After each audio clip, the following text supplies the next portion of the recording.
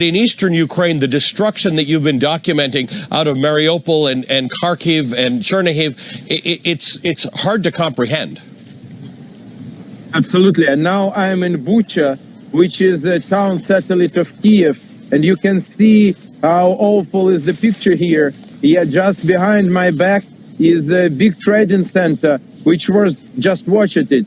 Just watch what awful Russians, what Russians did with this town Bucha. And just minutes ago, I saw the biggest aircraft in the world, which is called Mriya, the biggest in the world, which is in Guinness Book and in all records, and which was destroyed by Russians, because the only thing they can do just to destroy this country, which is a gas station, and destroying everything around them. And unfortunately, Bucha is one more example of awful situation. I just left a small private house where two old people, husband and his wife, they buried just imagine, they buried in their small garden two people who were killed Russians just outside of their home because they were trying to run away. Russians they killed, and then they took the bodies in the night, and then they buried them in the garden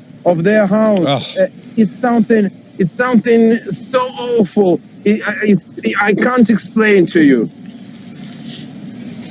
No, I know, and which is why I appreciate that you post images, because sometimes words are not enough to explain. However, in Bucha, where you are, the mayor made a post this week to say the Russians have left. The Ukrainians are back in charge of Bucha. It's one of many places in the last 24, 36 hours where the Ukrainians have succeeded. What happened in that town?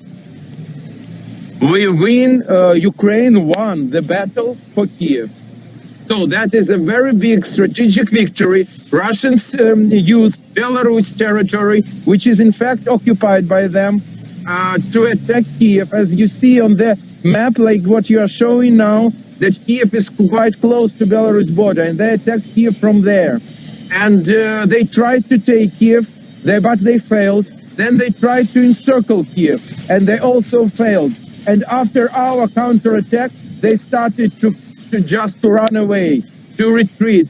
And now Bucha, Hostomel, and other towns here, northwest from Kiev, are liberated. Just Bucha was liberated yesterday. Gostomel, which is close where is this Mriya aircraft, was liberated this morning. I just was there. So yes, we won this battle for Kiev, and I'm sure we will win the big battle, the war against these Russian Nazis. Mr. Goncharenko, you are a member of parliament. You are armed. I've seen your gun that you carry very often. But in fact, before all of this, you started a center for creating education for Ukrainian children. What is the status of education for Ukrainian children right now? Are they in school? Is school remote? Are there just children who are not going to school? Obviously, in Mariupol and Kharkiv, there's no schooling. But what's the status of kids who are still in Ukraine? Yes, I have two kids myself, and they can study online in their schools, and others can join other online. I mean, if it's the refugees, they join in the cities where they are. And also, yes, thank you that you mentioned, I have an educational cultural network, Goncharenko centers, throughout the whole country. Now they serve mostly as volunteer hubs just to help humanitarian aid to refugees, also help to army. But also, even now, we have the courses of English language for children and adults, free of charge throughout the whole country. And we are trying to make it more, mostly online, but now we also are trying to start it offline. And we'll do our best to give our children, to give our kids the best education, because we are a really great nation. We built the biggest nuclear power plant in Europe, the biggest aircraft in the world.